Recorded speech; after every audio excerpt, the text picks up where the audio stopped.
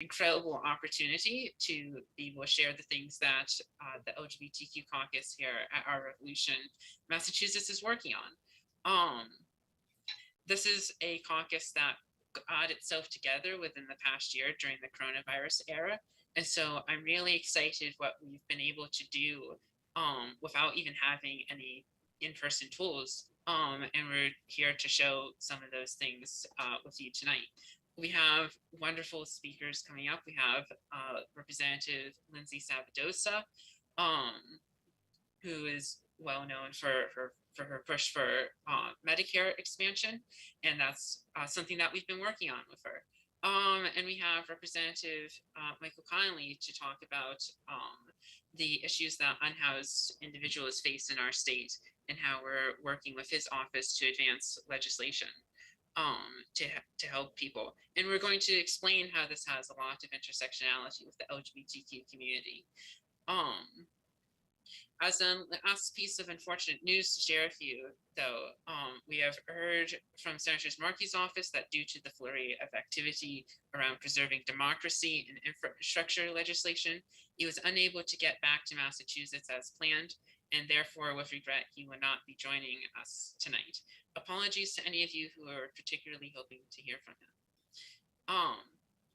As we get ready to get started, if you can, please introduce yourself in the chat, say where you're from.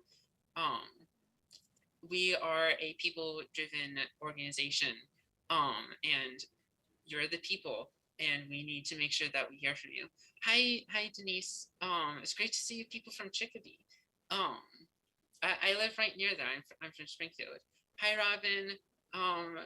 And Arlington is very good. I think I knew more people from Arlington too at one point. Hi Michael from Metro West. I love the name of Metro West. For some reason the word Metro just appeals to me. Hi Judy. Great to have you here. Fall River and working Poor Caucus. Very, very important things to be working on. Hi Larry. Love the new representative from Somerville. Hi Nev. Holyoke is great. I love whenever I can visit. Also, while you're introducing yourselves, we have a trivia question. What percentage of LGBTQ foster youth feel safer on the streets than in the foster care system? So this is something that will be answered later on in the forum, and so keep your ears peeled for that. It's a really terrible statistic, but it's very important because we need to address it. Hi Dan from West Springfield. Hi Dee from Lowell. Lowell is a great place. I want to make sure I'm not missing anyone. I'm Marilyn from Fall River. Awesome to see people from Fall River. Rebe from Somerville. Great place, Somerville. Hi Terry. Newton is great. I had family that used to live there. Always a fun place to visit. Hi Sebastian. Great to have you here. It's just, I'm so excited to be able to share this thing that we spent months working on. It's been a lot of effort, and it's worth it. It's worth it because we get to share this moment in our with you. Hi Carrie. Welcome. Cambridge is also awesome. I believe I've been there. I have family out in Boston area, so I visit there. I used to visit before the pandemic, pretty often. So I'm personally looking forward to the pandemic coming to the end as we continue to get vaccinated. We're one of the most vaccinated states in the country, so that's a figure that I'm personally very proud of. It's going to be very nice to see people again. I'm very excited for the in-person organizing opportunities that the coronavirus vaccine will be giving us. Hi, Erin. I love to see people from Fall River. I love how geographically diverse this group is. So, like I said before, I'm really excited to share this forum with you. The caucus has been working hard we're a relatively new caucus. We came about during the coronavirus age. And I'm very proud of the work that we've done because I view it as a testament to how great online organizing can be. It's obviously comes with many different challenges compared to in-person organizing, but it also makes things easier and gives a space for people with young activists who don't have supportive parents or have like a conservative family to get involved when they wouldn't be able to before. So it's great. Next up in to lead things off, we like to do an invocation. Hi, that's me. What we like to do is we always have an invocation. And so to do that, I would like to pass it off to Chris. Oh, hello. Good evening, everyone. We recognize that we meet this evening on lands taken from Indigenous people whom had their lands taken and their culture erased. One aspect of their forgotten history is the love and respect they had for their people outside of binary gender roles, such as the two-spirit people. We in the 21st century are still trying to catch up to the Native Americans in terms of gender equality and acceptance. We recognize that we live within the American capitalist system founded on slavery, a system that established a legacy of violence and selfish acquisition that includes mass shootings, racism, sexism, homophobia, transphobia, support of oppressive foreign governments, and economic inequality. We endeavor to create a culture that recognizes that everyone should have a right to health care and homes. We stand with everyone and their rights to dignity, a living wage, and competitive benefits, regardless of race, gender, or sexuality. Through forums like this one, we endeavor to educate the public on these complex issues by finding constructive solutions regarding a new way forward. Thank you so much. I think that invocation is very beautiful. So now for the agenda. As I said during the introduction, we do have a last minute piece of unfortunate news to share. We heard from Senator Markey's office that due to the flurry of activity around preserving democracy and infrastructure legislation, he was unable to get back to Massachusetts as planned. Therefore, with regret, he will not be able to join us tonight. Apologies to any of you who are particularly hoping to hear from him. But we do have a great show tonight. First, we'll be going with Hal Ginsberg, who will give us the National Our Revolution update. Jamie will highlight the current health insurance failure to provide full transition care in Massachusetts. Yes, even state-provided care. Representative Sabadosa will share with us the legislation that we've wrote with her office to help address that problem.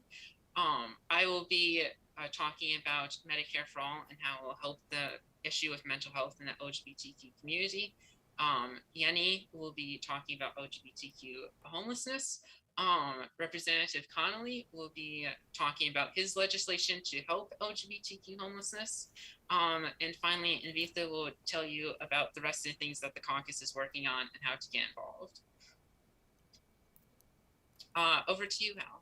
All right, thank you so much, Haley. And it's really exciting, as always, to be in Massachusetts. And I'm really impressed with Haley. Working with Haley has really been very enlightening for me. And this is the kind of work we love to do at Our Revolution, working in multi-generational modes and training new organizers. So I just really, this is why I do this. And I'm really excited about it. Next slide, please. So we do ask you that so that we can continue to provide this kind of support to the states, we can continue to work for progressive policies and elect progressive champions.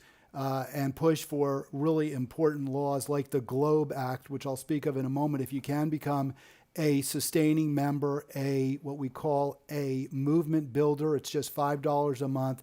Go to ourrev.us/MAMAM, and that MA is, of course, for Massachusetts. That makes certain that your contribution will be used for either work in Massachusetts or work that Massachusetts approves of, such as our work to end the filibuster by our lobbying in West Virginia and Arizona, where the senators there are very resistant. So again, ourrev.us/MAMAM to become a movement builder. Please do so if you can afford that. Next slide, please. So I mentioned the GLOBE Act. We've talked a lot about lots of different legislation this year. The PRO Act is the Protect the Right to Organize Act. That's for labor. The GLOBE Act recognizes that LGBTQ folks are oppressed around the world. And although we've made great strides in the United States, we're still not nearly as far as we should be. In other countries, it is often far worse. Your U.S. Senator Ed Markey has introduced a bill, the GLOBE Act, affirming the rights of LGBTQI folks. And it also puts some teeth into that rather than just simply recognizing it. There's a U.S. envoy who is charged with making sure that countries with whom we trade and that we provide military assistance to, that they actually abide by the requirements that we recognize now are crucial for a great society, and that is that we respect the sexuality and the gender of all folks within a country. So the GLOBE Act is really important, and we do support that. We need to end hatred and violence against LGBTQI folks. Can we move to the next slide, please?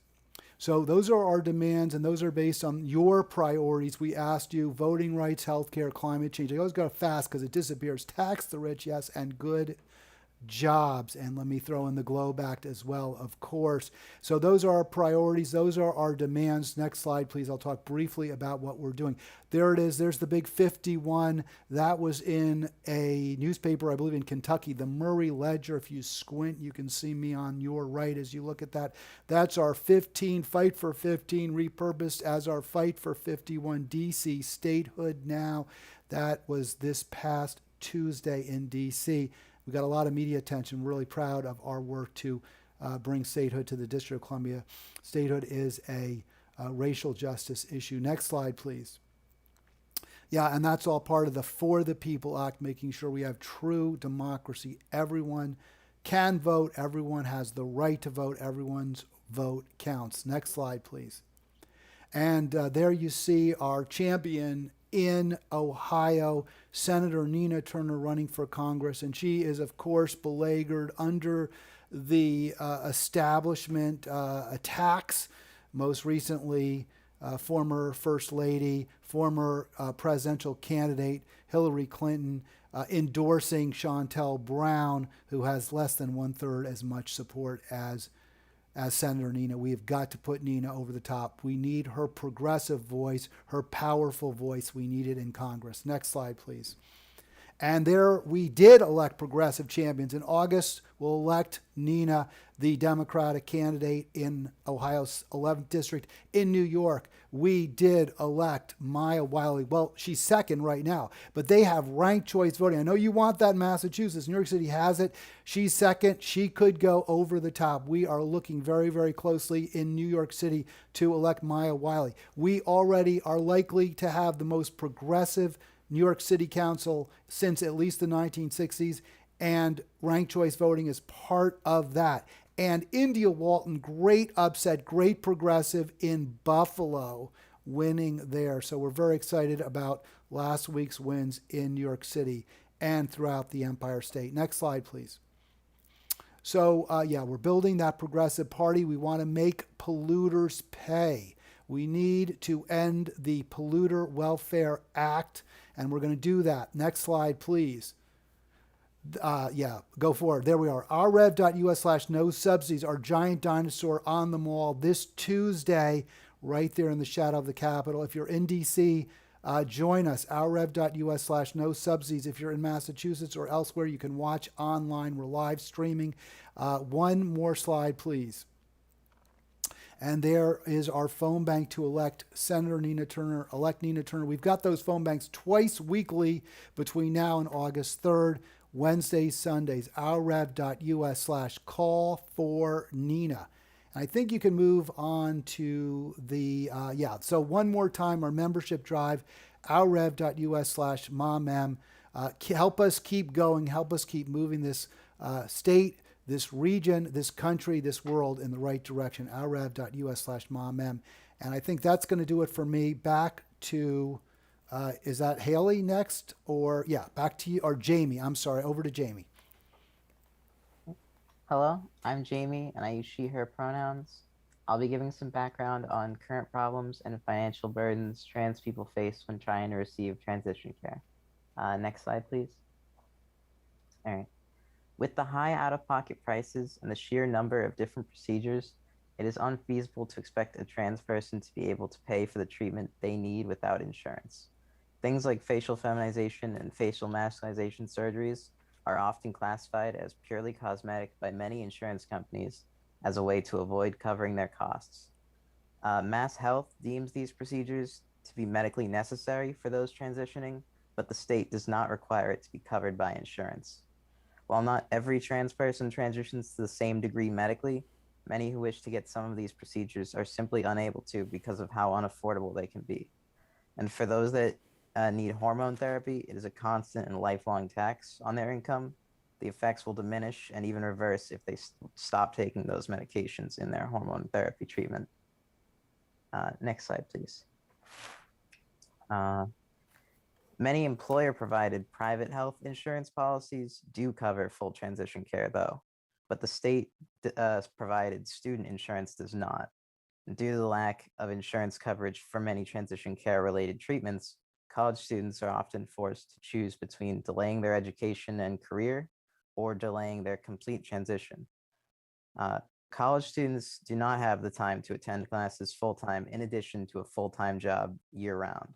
And as a result, trans college students are left with three choices: delay their education until they can complete transition, delay finishing their transition until they can graduate from college, or incur tens of thousands of dollars of medical debt on top of their student loans.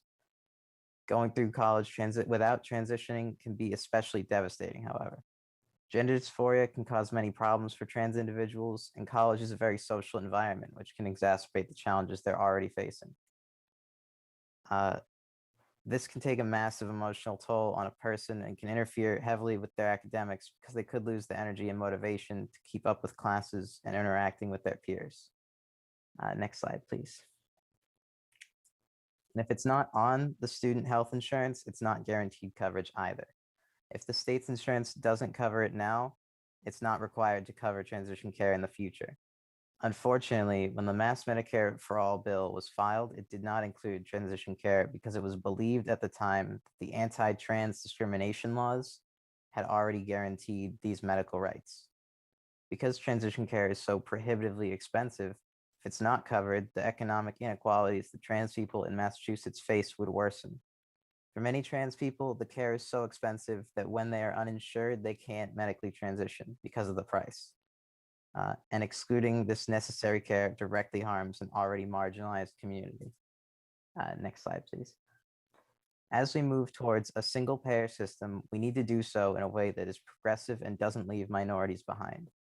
Luckily, the Our Revolution Massachusetts LGBTQ caucus has been working with Representative Sabadosa's office in writing an amendment to the Mass Medicare for All bill that would add coverage for transition care. This is supposed to be Medicare for all, not Medicare for all cis people. Next slide. Thank you so much, Jamie, for providing that background. It's very important that people know what is happening in the state. And to move on to how we can address this, I would like to happily introduce Representative Sabadosa. Take it away. Thank you so much, Haley. It's a pleasure to be here this evening and to talk very briefly a little bit about gender affirming care and Medicare for all. If you could move to the next slide. Whoops.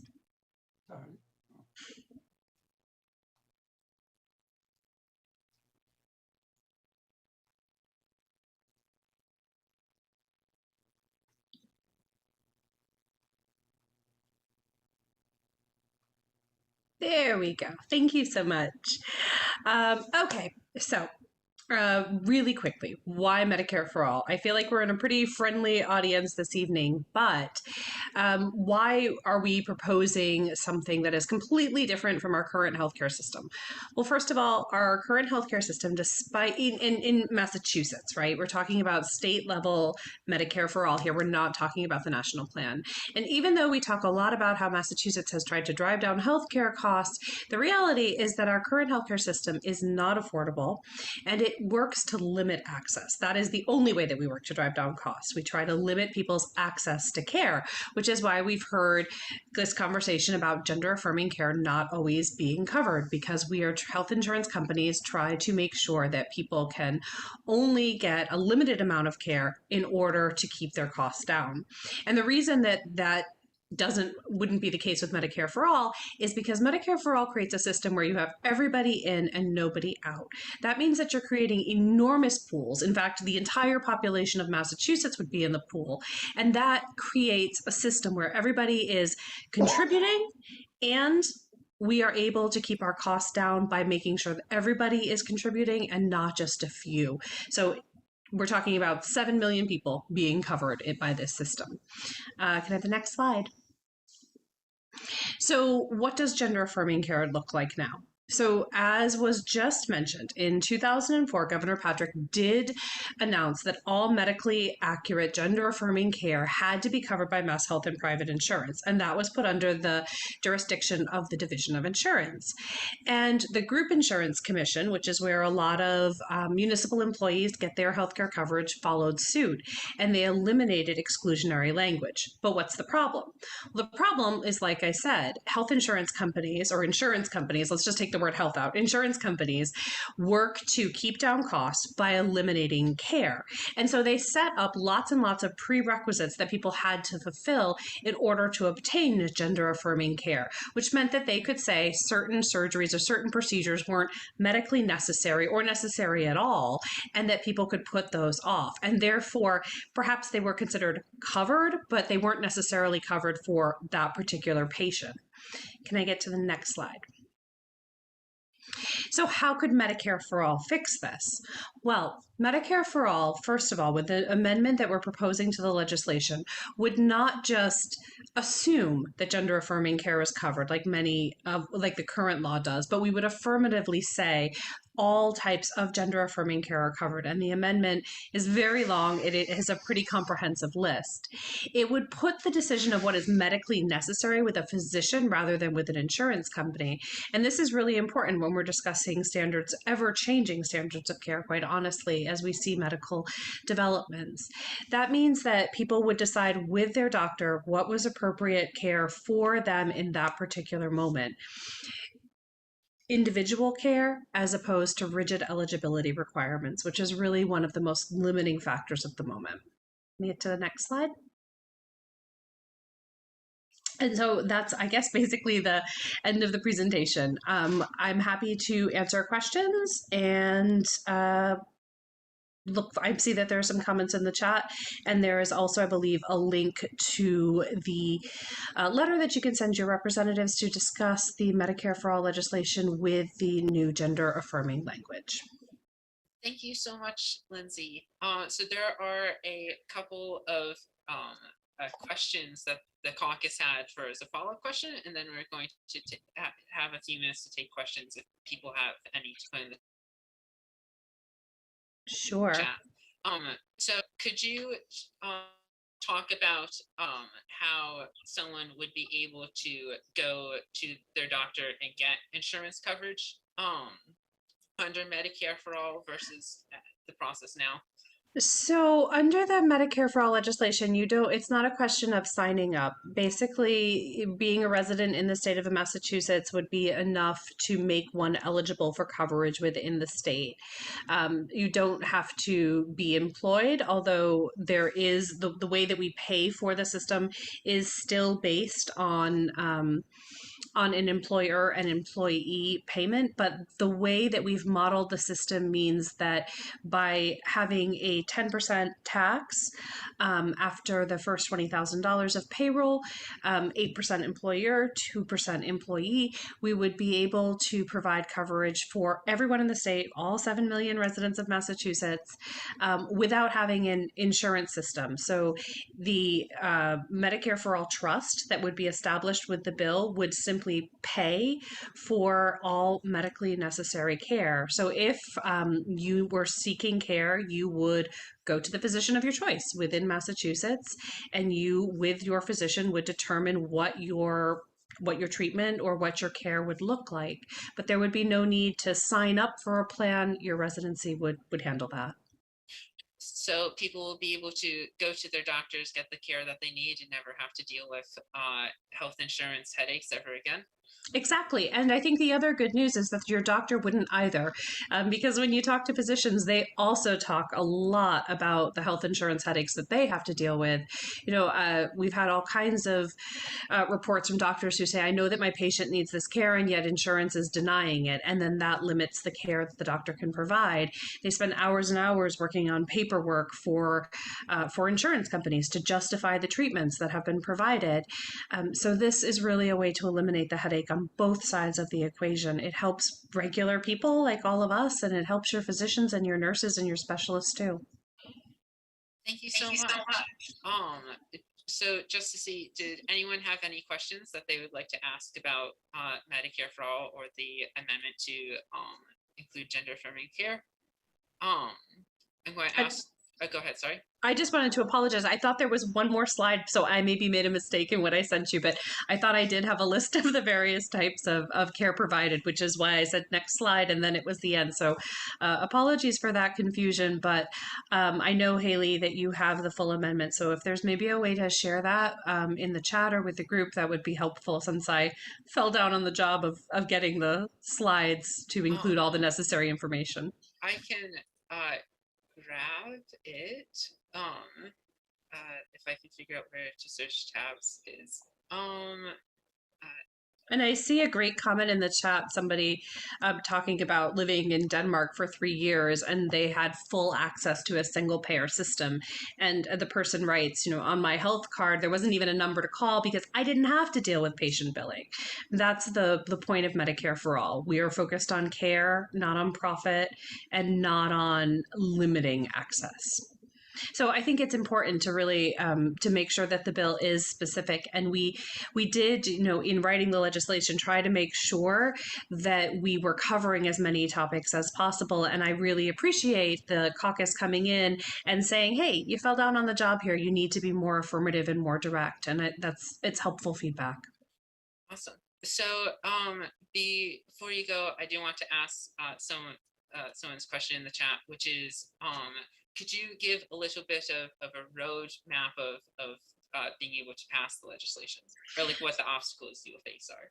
Well, the biggest obstacles in Massachusetts are the fact that we are home to many, many very large hospitals, and we are home to the pharmaceutical company, and the pharmaceutical companies, or just the biotech industries rather, and they have long voiced significant opposition to passing any legislation that would reduce prescription drug prices or that would limit the ability of hospitals to profit. I know that many of them are deemed nonprofit, but when you have people making millions and millions of dollars of salary, then you kind of wonder how much of a nonprofit are you really? So the Medicare for All would use a global budgeting technique, which means that hospitals would get a set amount of money as opposed to a fee for service. And that can, that means that there would be less profit for people in healthcare. But I think if the trade-off is that more people can then access healthcare and get healthcare that they need and find healthcare to be an affordable thing. I mean, we have a lot of people in this state who have health insurance through their employer and they still can't get the care they need because they have ridiculous copays and deductibles, which are limiting. So the opposition is very significant in that sense, but I do think that our country is on a trajectory where people are just really sick and tired of healthcare not being a right and not being accessible.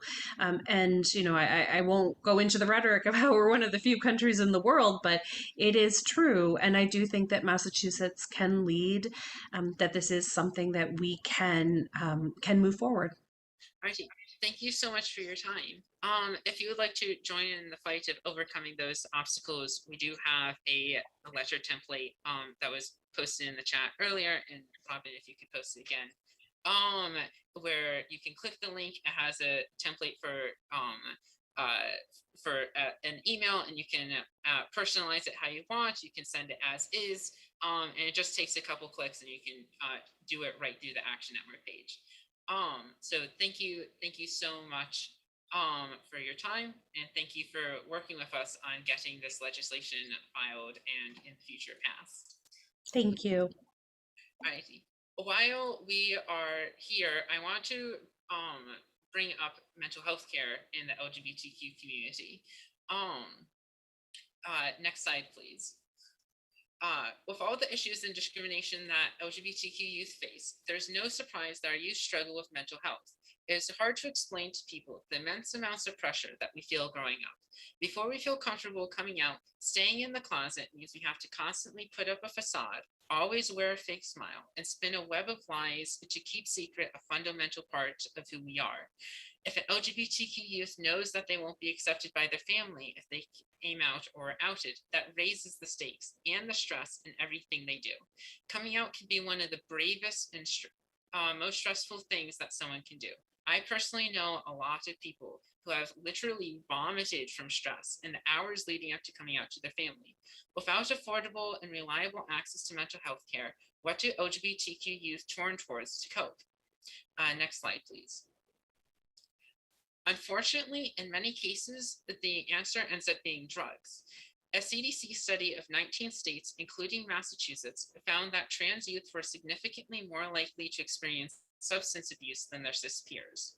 There's a lot of horrifying statistics in that study, from sexual violence to hate crimes and other types of drugs, but I wanted to focus on 3 specific ones in particular. Trans youth are over 10 times more likely to turn to heroin than cis males. For cocaine, it's nearly 6 times. I want to bring your attention to the opioids figure. Trans youth are nearly 3 times more likely to try opioids. The opioid crisis has rightfully been a focus of progressive organizing, but is a great example of how our vulnerable trans teens are getting ignored and left behind, even by movements that have the best of intentions. If we're going to successfully address the opioid crisis, we need to do so in a way that addresses the intersectionality with the trans community. We need to address the unique types of bullying, stress, and family rejection that put trans youth at a higher risk of directly suffering from the opioid crisis. Next slide, please. The trans youth are at a significantly higher risk of attempting suicide too. According to the prior mentioned CDC study, trans high school students were 6 times more likely to attempt suicide. That means nearly 35% of us before we graduate from high school. Is a terrible tragedy, and we need to reckon with it, especially because it doesn't have to be this way. Parental acceptance is the largest factor in a trans youth's mental health. Not having supportive parents makes trans youth 3 times more likely to feel depressive symptoms, twice as likely to consider suicide, and 14 times more likely to attempt suicide in the past year. We must do 2 things. First, and obviously, we must educate transphobic parents and offer them resources to reform. Ultimately, if we want to be an ally for trans youth, we need to start calling transphobia what it is: child abuse. Secondly, we must expand people's access to mental health services and help with substance misuse. Next slide, please. Medicare for All would go a long way in helping trans youth have access to the care they need and deserve. As you can see in the slide, section 14B4 will make it easier for trans youth considering suicide to get access to life-saving mental health services.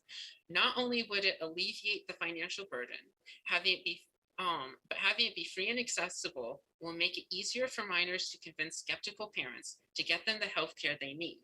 Section 15B6 will address the issue with substance abuses that I mentioned earlier. Trans youth who turn to drugs because of the stress of facing bigotry and unacceptance are victims of our cruel and unjust world. We need to help them by passing this bill. I kind of said this already, but I really want to highlight this point. For many teens, their family and home life will become unsafe if they come out, and many parents specifically refuse to get their kid therapy if they know they're LGBTQ. We need to normalize access to mental health care so that LGBTQ youth can see a therapist without necessarily having to come out. The only way for that future is if we pass Massachusetts Medicare for all. And so that's the end of my presentation. These are really important statistics. We've been posting in this Zoom chat links to the CDC study and the transport study if you want to read about it more. I recommend them, but it takes, you need to prepare yourself for them. Next slide, please. Up next is Yenny to talk about another great topic. Youth homelessness in the LGBTQ community. So take it away.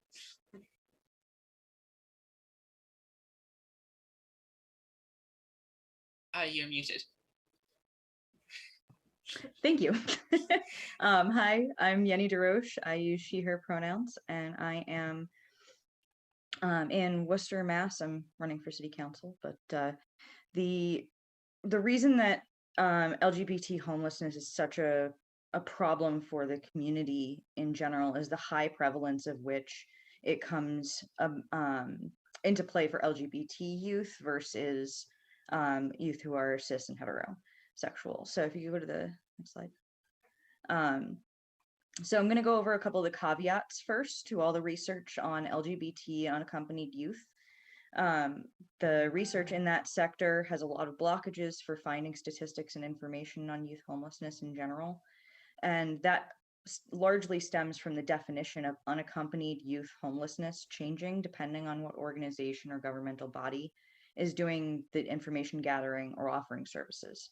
So definitions of youth change from 13 to 18% to 13 to 25%, though 24% seems to be the emerging standard. Unaccompanied also has a flexible definition. Some do or do not include youth with children or youth who are still legally in the care of a parent or guardian, which would be claimed on taxes for the most part. And then homelessness also has multiple aspects. Some count couch surfing or cohabitating, for example, and others don't. So there's also an issue that many state, federal, and private organizations don't even track or study the youth side of homelessness in general. And those that do don't tend to include LGBT statistics in the research that they gather. So that comes to a little bit of a block for the information on that end. But it's also, we need to consider how the survey was done.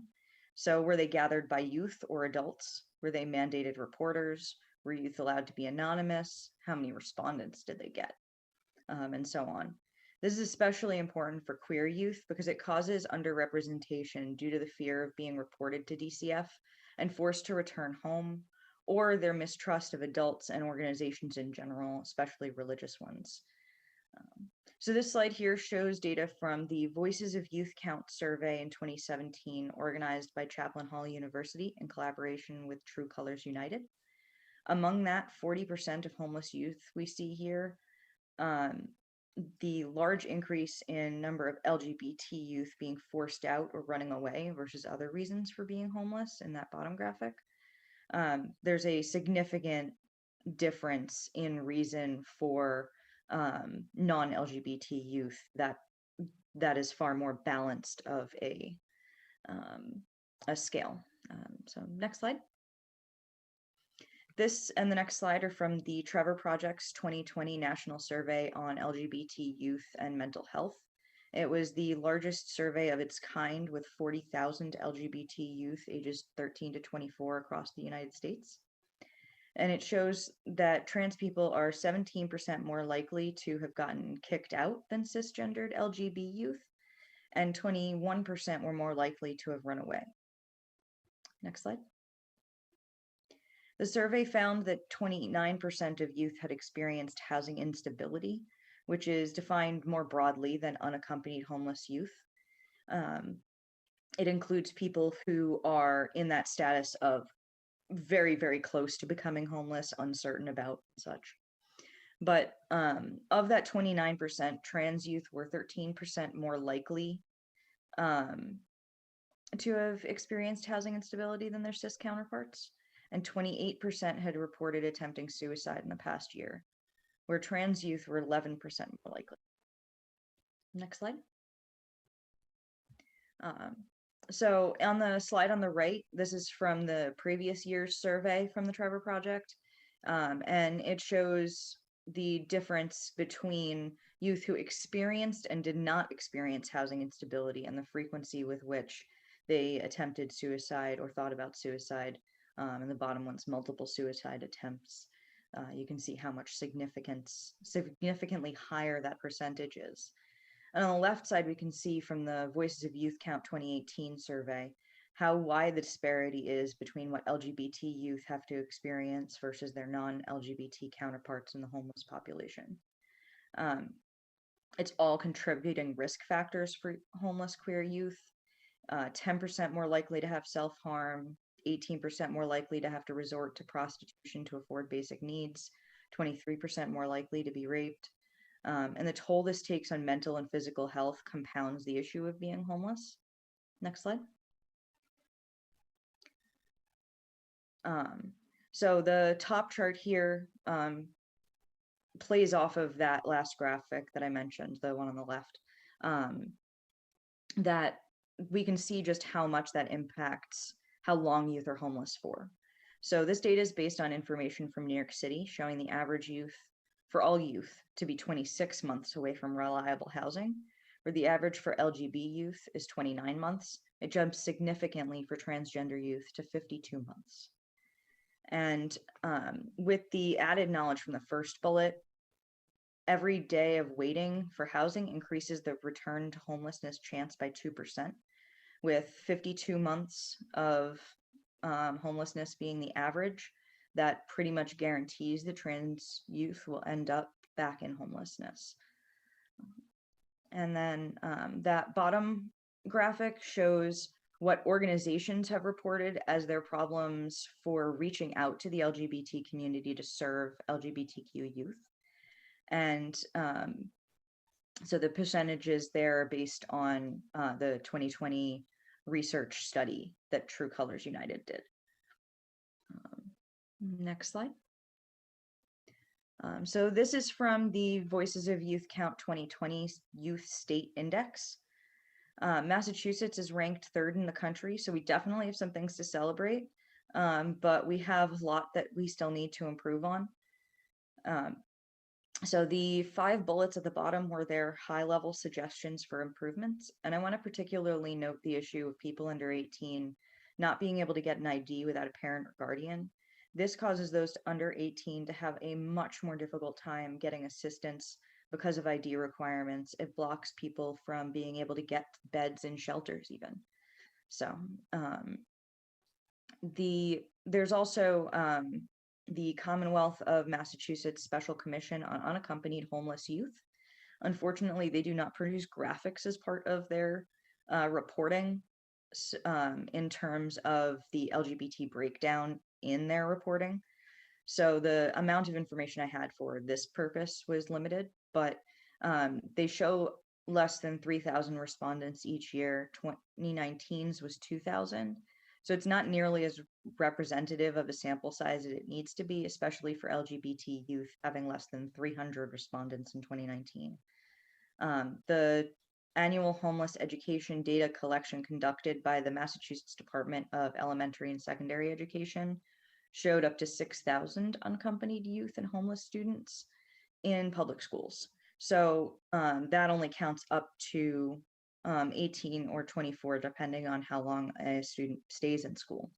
But that does leave out all youth who are not in public schools. So that 3,000 maximum that they've hit in their surveys is very unrepresentative. But the 2019 data showed 23.5% of the respondents to being unaccompanied homeless LGBT youth.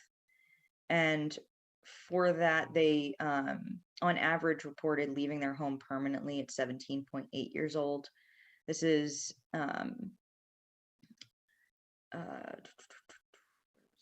sorry, lost my place. So the issue with that was that there's such a small sample size that percentage might not be quite accurate. But they found that 56% of unaccompanied youth respondents who had exchanged sex for money or other necessities were identified as LGBTQ. So that's 6% more than the cis hetero population. And that number is probably underreported as well, given the issue of underreporting in general in LGBT data collection for youth. So one of the quotes of note to me from one of the commission members was, "Frequently we are forced to realize that when it comes to inequality, being a person of color and being transgender does not result in merely additive disadvantage. In the math of inequality, 1 + 1 can equal 5. And this ties back to a graphic that I didn't put in, but the Voices of Youth survey in 2019 found that while only 4% of white non-LGBT youth were likely to experience homelessness, Black non-LGBT goes up to 7%, white LGBT goes to 8%, and then for Black LGBTQ youth, it jumps to 16%. So I thought that was a particularly important thing to note. And yeah, so I think that's the last slide. Yeah, cool. So thank you very much for having me. Thank you so much, Yenny, for taking your time to research these topics, make the slides, and present them. I think that it will be very good to have you as a strong ally in the Worcester City Council to fight for LGBTQ youth, because this is something that needs to be addressed at the federal, state, and local level. So Yep. thank you again. In Massachusetts, I could only find one shelter that was LGBT youth focused and oriented, and that's just unacceptable for our state. I'm sure there might be another one, but I couldn't find any others. There's one in Boston. Yeah. So I do want to take a minute quickly to talk about why the LGBTQ caucus decided to focus our organizing resources on Representative Connolly's bill. So Representative Connolly's bill is an act banning hostile architecture targeting unhoused individuals. We think that this is very important to get passed instead of only focusing on expanding affordable housing or the foster care system. Namely because, and so this goes back to the trivia question about what percentages of LGBTQ foster youth would feel safer on the streets than in the foster care system. It is 56%. 56% of them feel safer on the streets. So building more homeless shelters and building more, just blanket building more homeless shelters and building more, expanding our foster system and building more affordable housing is not going to solve the issue on its own. We need to have a long-term fix to our foster care system to get that 56% down to 0. And in the meantime, in that multi-year process, because it's going to take time to fix, we need to immediately do something right now to improve their lives, getting rid of spikes underneath bridges, getting rid of dividers on public benches. We need to do that today while we fix our broken systems that are failing LGBTQ youth. So on that note, I would like to pass it along to Representative Connolly to talk more about the bill that he filed to target this problem. Take us away. Terrific. Well, thank you, Haley, and great to see everyone. I hope everyone was able to enjoy some of that sunshine this weekend. And yeah, first, just wanted to say congratulations to Haley and all the leaders of the Our Revolution LGBTQ caucus for the important work you're doing, particularly, I know you've really ramped the work up in the middle of a pandemic, which is never easy. So thank you for creating this forum and for inviting us to be a part of the conversation. It's so awesome to be on the same panel as Rep. Lindsay Sabadosa. And I'm so grateful for the work she's doing to lead on Medicare for All. And yeah, happy to, offer some thoughts on this legislation that our office, Chris Addis, who's my legislative aide, has been working with a range of stakeholders, including the REV Mass LGBTQ caucus, as well as Project Right to Housing here in the city of Cambridge, to really come up with legislation to ban hostile architecture. And if I could just zoom out a little bit, I'll just note that, I approach this issue as someone who was raised in public housing out in Norwood, Mass. I spent some time in foster care as a kid. And I'm now have been a long-term renter here in the city of Cambridge, even as we've seen the continual displacement of renters from cities like Cambridge and many others all over our state. And so we truly are in a housing emergency.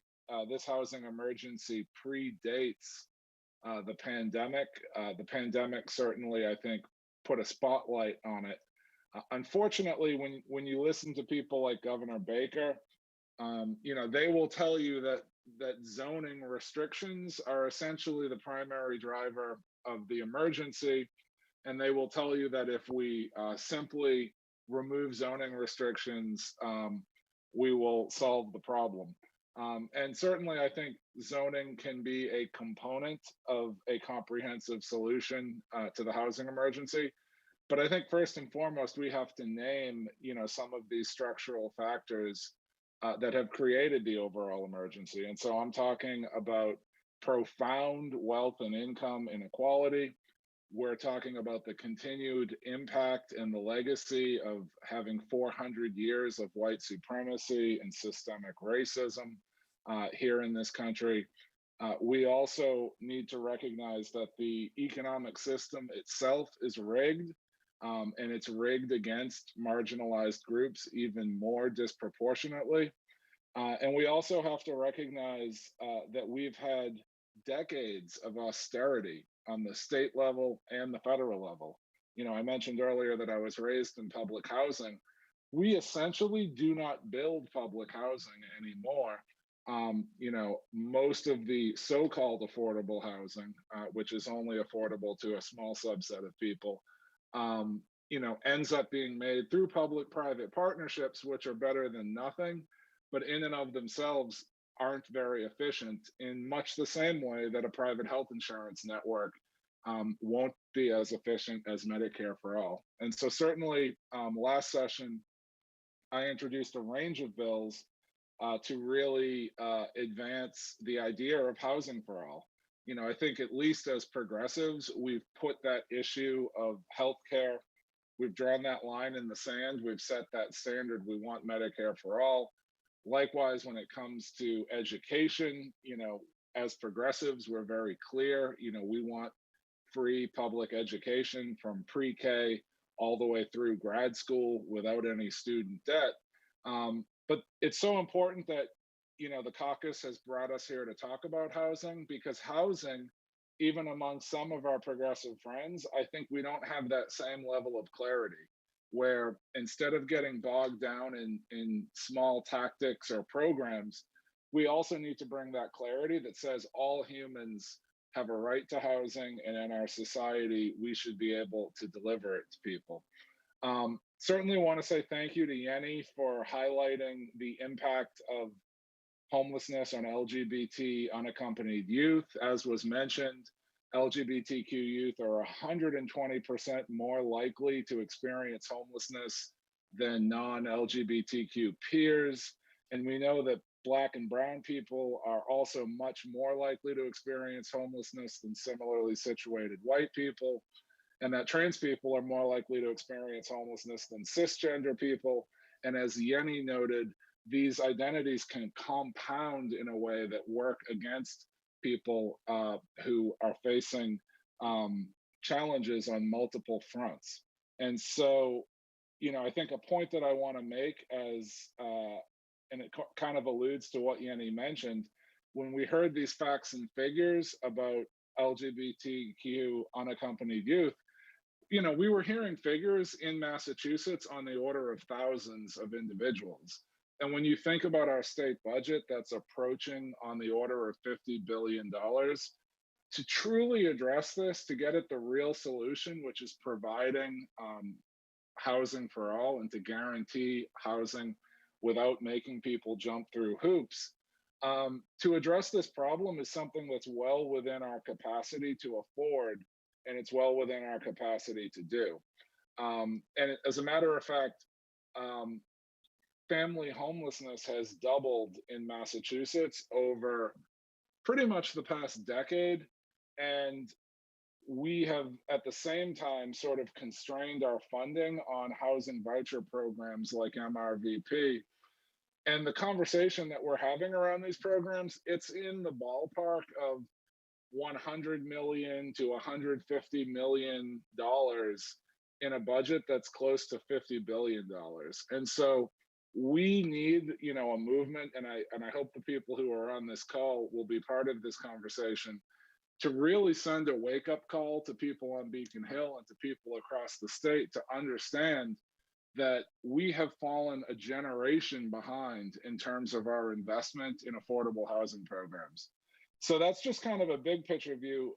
Moving to kind of zoom in on the bill, it's House Docket 1912, an act banning hostile architecture targeting unhoused individuals. It has the support of the Mass Coalition for the Homeless, as well as Project Right to Housing here in Cambridge.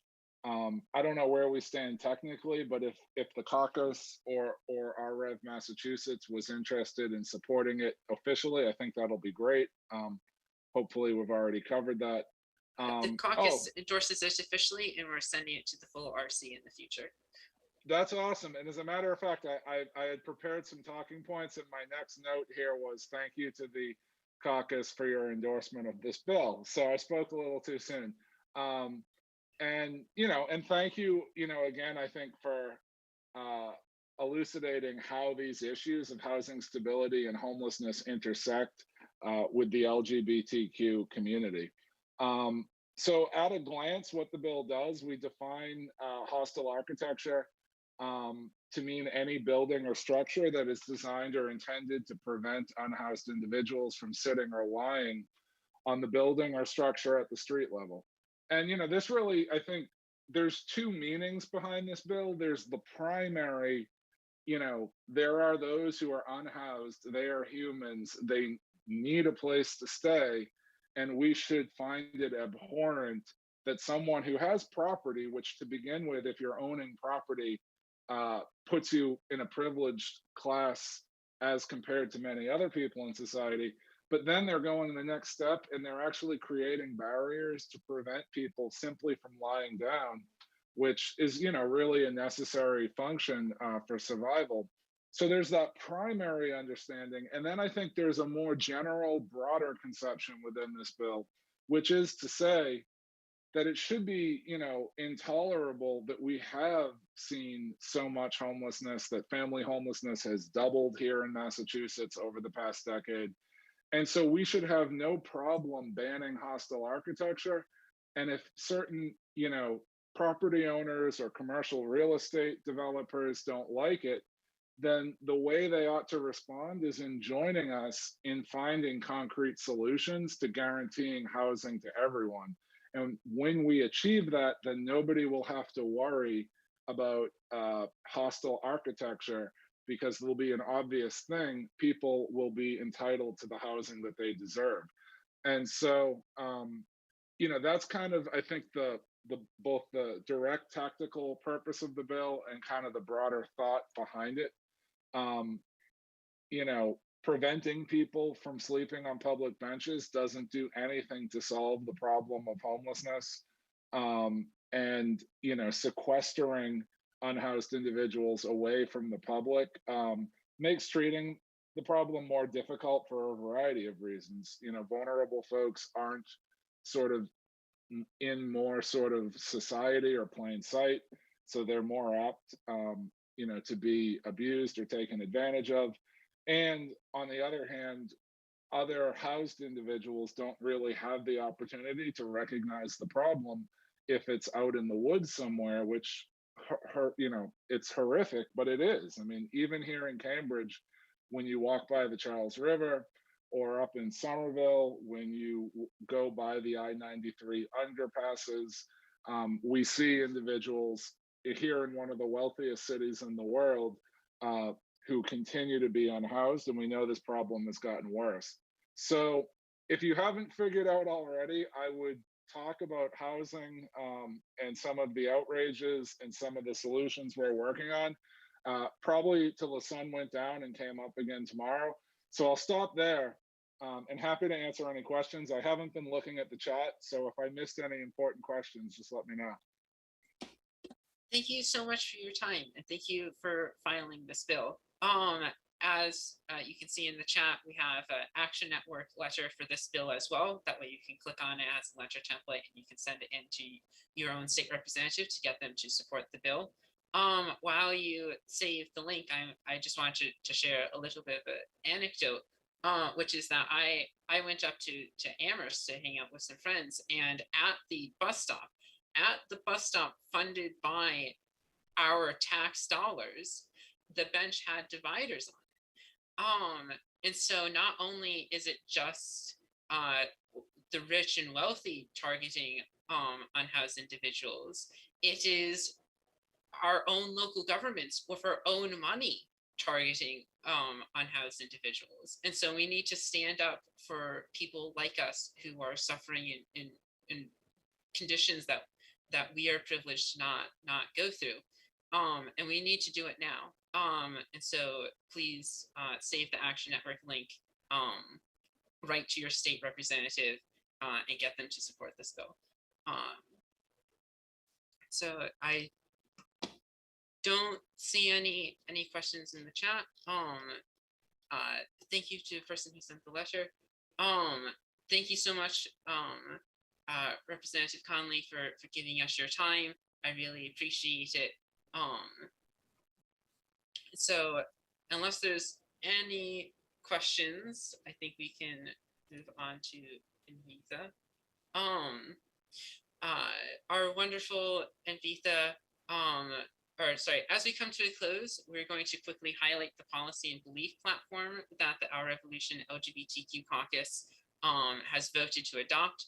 Our wonderful caucus member Anvita will share what we believe, what it means to be a proactive LGBTQ ally. Hi, I'm Anvita. I use she, her pronouns, and I'm going to be talking about what we do as a caucus and how you can get involved. Next slide, please.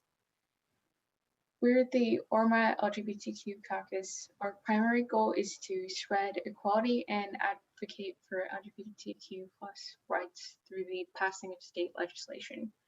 We work on writing testimonies for proposed state legislation, endorsing bills as a caucus, and discussing our beliefs surrounding LGBTQ rights. Next slide, please. We endorse the following bills, and we'd appreciate it if you'd send a letter to your own state representative encouraging them to support the bill HD 1912 to end hostile architecture using the provided template.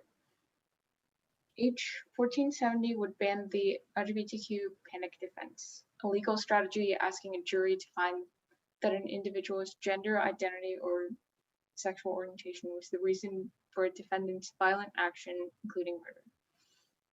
H 2349 would ensure that minors could get PrEP and treatment for HIV without getting parental permission first.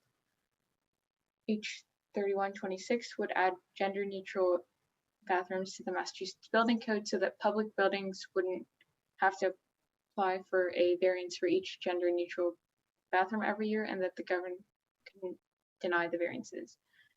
H3 26 would also add a gender neutral option, which currently only exists for driver's licenses and IDs on all state paperwork. Currently, Massachusetts still allows arranged child marriages, and the bill H 1709 would end child marriage in Massachusetts. H 1800 would stop people from being charged with common street walking or loitering for the purposes of prostitution, a law that disproportionately targets people of color, women, lower income, and trans people. The caucus endorses H 1267 establishing Medicare for all in Massachusetts, as long as it includes an amendment regarding guaranteeing coverage for transition care. We're dropping the Action Network link in the chat so that you can write to your state representative to ask them to support both the bill establishing Medicare for all as well as the amendment. Next slide, please. We believe that donating to an organization publicly advocating for anti-LGBTQ policies and beliefs is an inherently homophobic and transphobic action. The LGBTQ community widely believes that schools should be safe and welcoming places for LGBTQ students, especially those with homophobic and transphobic parents, and that teens should be encouraged to explore sexual identity instead of suppressing it to conform to heteronormative society. LGBTQ affirming sex ed would give students an education that accepts and represents them. The American Israeli public affairs community has used the LGBTQ community as a political shield against Israel's fascist war crimes. So the caucus officially condemns AIPAC as a homophobic and transphobic organization. Next slide, please. The Roe Act set a precedent that the age of consent to get an abortion is 16, and we support lowering the age of medical consent to 16 for everything, because we believe that those who have the mental capacity to get an abortion on their own also have the mental capacity to seek out a therapist and get a vaccine. We believe that gender-neutral showers should be added to every public university dorm building so that those who would feel more comfortable using gender-neutral showers have that option available for them. Laws such as common street walking are disproportionately enforced by the police on marginalized communities, and we recognize that the police have been used to fight against minority rights throughout US history. Members of the LGBTQ community make up a large proportion of sex workers, facing disparate impacts in criminalized settings. Police often profile trans women of color as sex workers and harass them. Sex workers would have more agency of their own bodies and lives if sex work were decriminalized, and members of the LGBTQ community would not be marginalized by anti-sex work laws. Next slide, please. If you would like to get involved with the LGBTQ caucus, we'd love it if you could join our Discord server where we hold caucus meetings, game nights, and vote to endorse bills. The link to join is on that slide. Thank you so much, and Invita, for your wonderful talk and going over everything. I know that it was a mouthful, so I really, really appreciate your help. But to people who in the chat who said that they're having issues copying the links to the action networks will be sent also in a follow-up email, and so you can send it to your friends that way too. And so just real quick,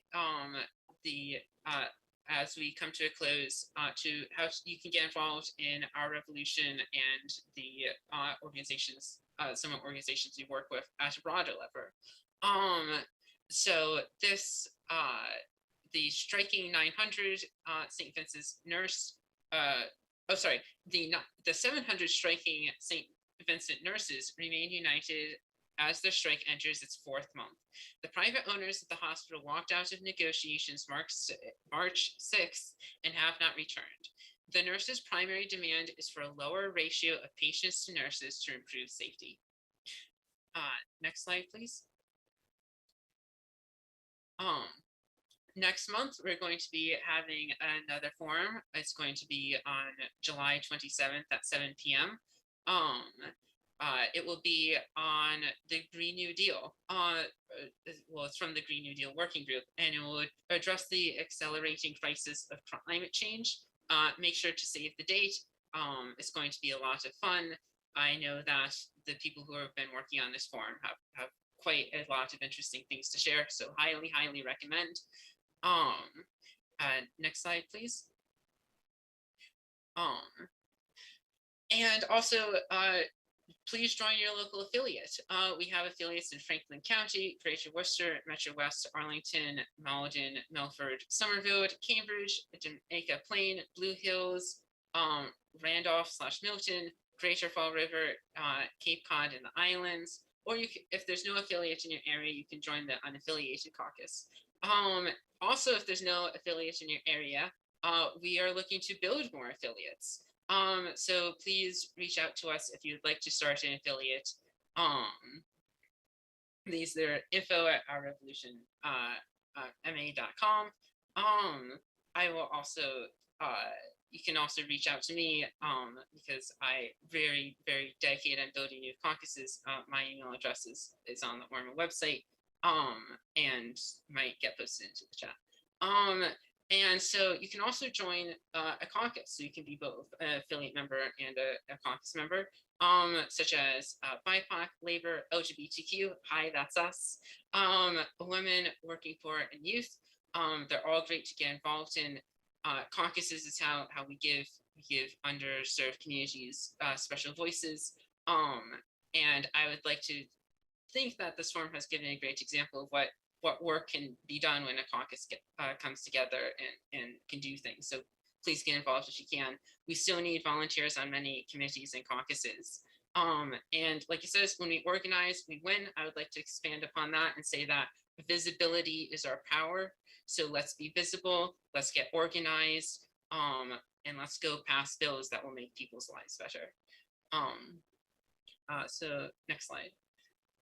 So thank you everyone for coming to join us. I hope that this was very informative. I hope that you walked away feeling like you learned something new. But we also believe that education goes hands in hand with calls to action. So we hope that you use our Action Network links to help raise awareness for the bills that we mentioned.